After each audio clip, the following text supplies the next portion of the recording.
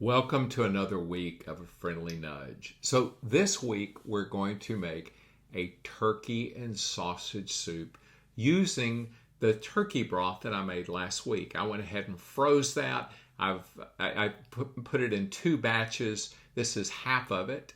And I'm using some carrots, some cabbage, sweet potato, onion, celery, some super dried shiitake mushrooms, turkey breast, kielbasa sausage I get at Costco, some coconut milk, fish sauce, and a little bit of flour that I'll make a slurry with that will use it to thicken this just a little bit.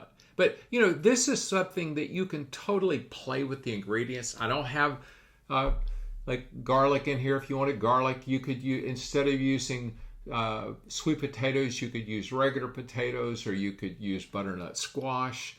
I'm only going to use about half of the cabbage, and I'll put the cabbage in after everything else is cooked. I'm just getting it chopped up and having it ready.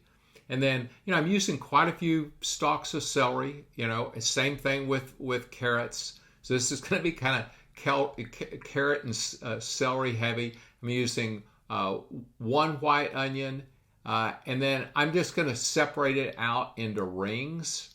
But, you could just, cut it into bigger chunks. And then I'm using 3 of those links of sausage. So I don't saute this stuff ahead of time. I mean, could I develop more flavor if I did? Maybe, but this stuff is delicious, and this is just a super low hassle way to do it. So I'm just adding everything into the Instant Pot except for the flour and the cabbage. So that's the sausage.